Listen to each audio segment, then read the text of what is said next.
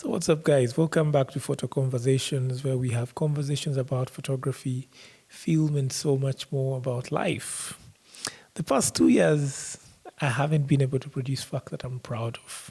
I haven't been able to produce work that I look back to and have a smile and, have that sense of fulfillment or contentment that I gave my very best. And, that this work is my true representation of my own creative ability, a true representation of my style, a true representation of my mind, my creative mind. And one would wonder, why would I say such a thing? Yet they've seen me go for different events to do work, go out to shoot documentaries, go out to do photography, basically go out to do the job, the kind of craft that I love. But unfortunately, as I'm out there working, it doesn't mean that whatever I produce is something I'm proud of or something that I really love. Um, we all know, somebody needs to survive. Every creative needs to survive. You need to do the work because you need to pay your bills. You need to pay your rent. You need to pay for your fuel. You need to pay for everything else. So usually the survival instinct comes before the contentment instinct or the satisfaction. Actually, the satisfaction is usually a product of survival first, and later you can be satisfied. Um, One of the reasons that I haven't been able to produce work that I'm proud of is that the client base is more interested in delivery timelines. I don't know whether it's intentional or it's not intentional, but they are more interested in how fast you can produce a piece of work than than the creative force behind the work.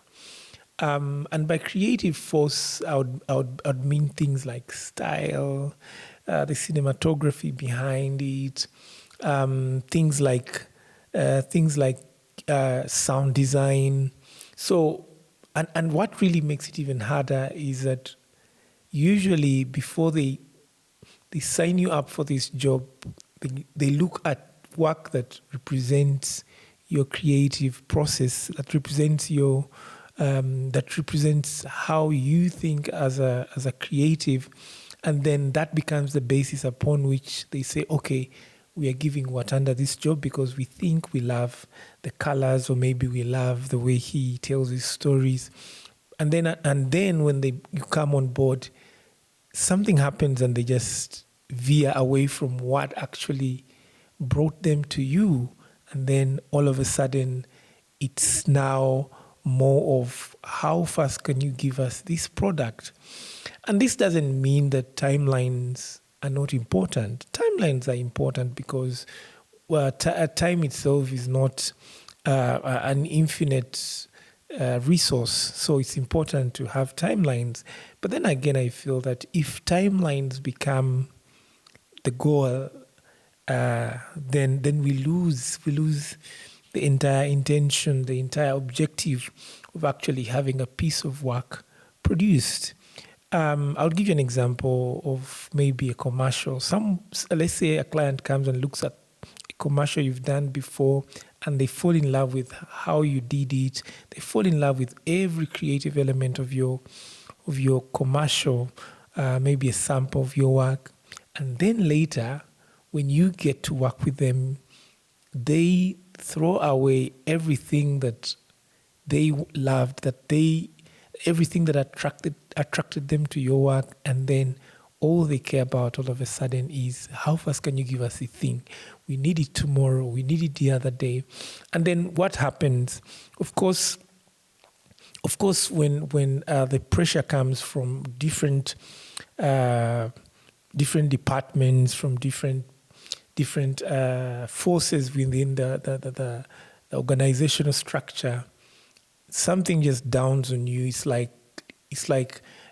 a spontaneous shift of change of mindsets. You move from the mindset of I want to make this as creative, as beautiful as possible, and then you jump onto I just want to have this thing done tomorrow or delivered, for the next day.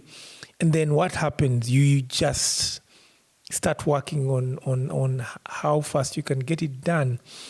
And usually the result is that what you produce at the end of the day, well, it's a product that you've put your hands to, but it doesn't make you happy.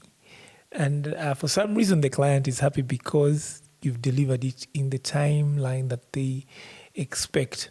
And that for me creates some sort of conflict as a creative, because my question is then, if I'm producing work that I'm not proud of because of the pressure, the time pressure, the timeline pressure that has been exerted on me, then how am I going to get another client?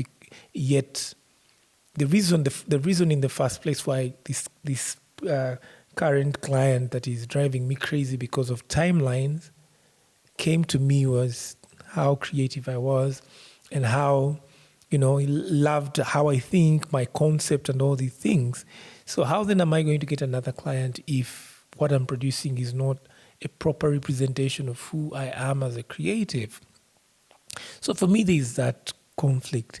But then the other part of this conflict is I need to make the money, and I also need to maintain a good reputation of delivering work in time. So it's a very tricky situation because you are working to produce a high quality product in terms of the creative element, but then you need to deliver it in time. But then also you need to make the money. So I would call it it's a bittersweet kind of triangle where you need to hit all the bases. And usually in trying to hit all the bases, what happens is sometimes you don't get it right, or you don't get it 100% on each of the bases. You find yourself giving 50% on creativity, maybe you're giving another 50% on another crucial element, and before you know it, like we say, you're just trying to balance the boat. And that leads to a portfolio you're not happy about at the end of the day. And yet at the end of the day, much as we need to make the money, much as we need to impress our clientele, at the end of the day, we need to do work that resonates with who we are as creatives. And for me, it's a very discouraging phenomenon, because then you start to hate the work you do. Then you start to look at work that was once fun. It becomes, hard work. And yet, work being fun itself is what makes it, easy to do. It's what makes it more exciting. So my issue here would be then, how do we balance the three elements: time, creativity, and making the money? For me, I would say, actually, creatives watching this, you could share comments in the comment section and give me ideas, and give the audience ideas on how best to handle situations like this, where you're producing work that you don't like because of the pressure that comes from the client. One of the things that I'm starting to incorporate in my production process is first engaging the client and creating a bond with them before we even get started with the work.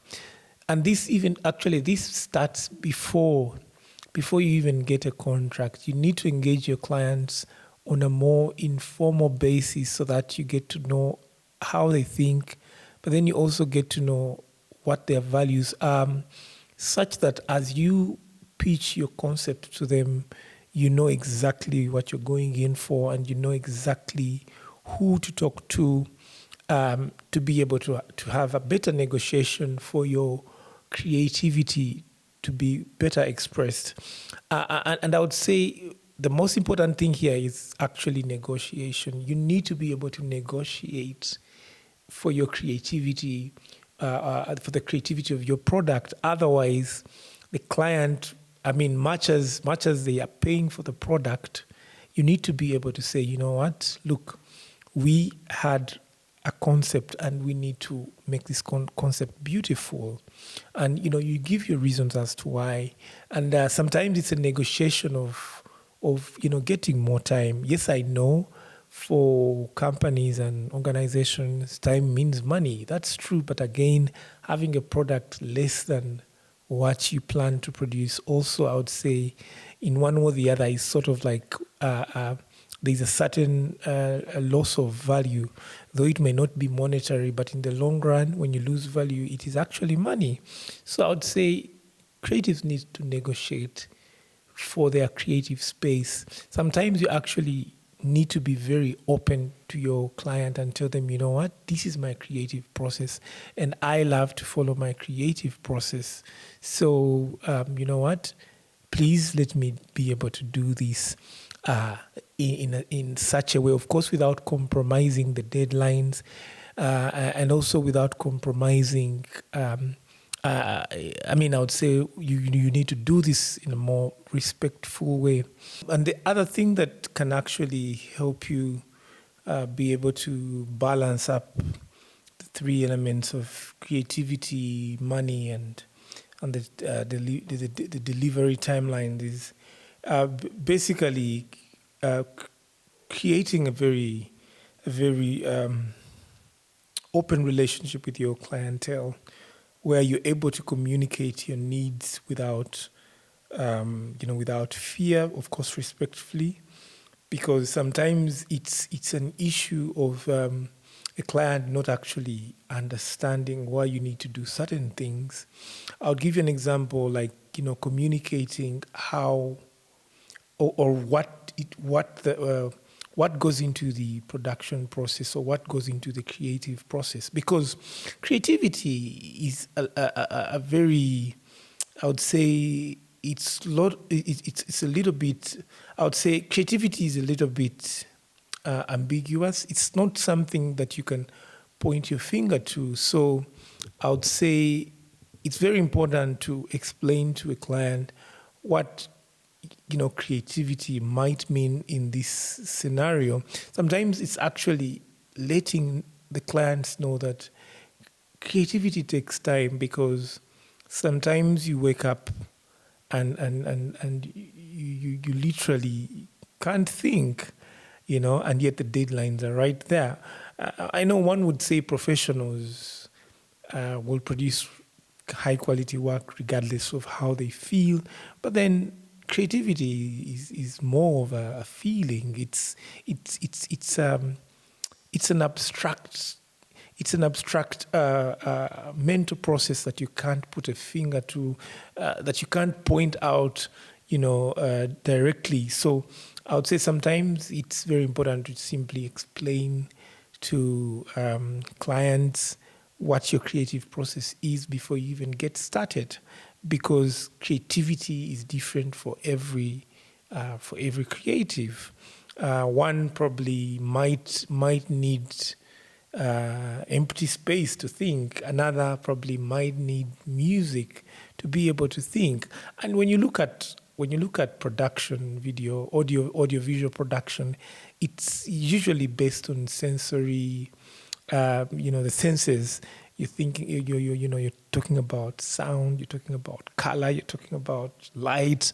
So some of these things are not written on stone, in stone, like the way you would see maybe engineering, that you have specific values. That could be the case when it comes to camera operation, but when it comes to creating, creative visuals and audio, you need time to sometimes, I'll give you an example. Sometimes I have to listen to an audio track several times to be able to decide whether it's the one that is suitable for a certain piece of work. But then how do you account for that within the delivery timeline? So when you're pressured to produce the work within a day or two, or less than the allotted time for the creative process, then you just pick any track. You go to Envato, or we have so many sites now that give free music and also licensed music. So you go to Envato, download a track, and dump it there. And for me, it's terrible when a client who has been focusing mainly on the timelines, on the deadline, calls me complaining about a creative decision that I've made. Like, say, I don't like the soundtrack, I don't like maybe the color themes you're using. And in my mind, I'm like, for me to be able to get the best audio tracks, to be able to get the best editing, I need time to think. I need to test different. I need to try out different things, different soundtracks, different colors, different templates, to be able to say, okay, now I think this is what actually suits my client. So, in conclusion, I would say it's important to hit the deadlines, because at the end of the day, time is money, and organizations run based on deadlines and time. But again, it's very, very important for the client base to be cognizant of what the creative process is made of, or what it takes to produce a creative product, a nice video or a nice soundtrack and things like that. There's no absolute position for this argument, but I would say a proper mix of both, knowing that you need to deliver on time, but also giving enough time for the creative to think, that balance. So whatever deadlines are put in place should put into consideration the ambiguity, or the ambiguous nature of being creative, of the creative process, so that we don't have a product that is produced solely based on the timelines. We need it tomorrow, so just dump the soundtrack, dump a lot on it, and deliver. And sometimes things as subtle as sound levels. This is where you need the sound to go up. This is where you need the sound to go down. Then there's, that transition. I could spend, minutes, if not hours, just looking at a transition and trying to make it precise for the moment. But then how do you tell an executive that, I was looking at the transition and this and this? It's something that we really need to talk about. This is a conversation that needs to to be ignited between creatives and company executives, I would say. So that's my rant for the day, because honestly, this is more of like a rant. I've been frustrated for the past 2 years. I'm not happy with my own work. And yet, I thank God I'm able to get by. I'm able to survive. But to be honest, if it goes on like this, I'm not going to be happy with my work. And that is detrimental to my own well-being, to my, to my own psyche, So thank you so much for watching this YouTube video, and catch you on the next one. Let's keep creative, but then let's also pay attention to the time, to the deadlines. And I wonder why they call them deadlines. It's the word sounds dead. I mean, that's a deadline. The word deadline itself just gets me to shudder, when I hear the word deadline. So something else should be given to that word deadline. It's a little bit cold, and it speaks to how tight corporate environments can be when it comes to delivery times and things like that. But yeah, it is what it is. Thank you so much for catching this YouTube video, and catch you on the next one. Cheers.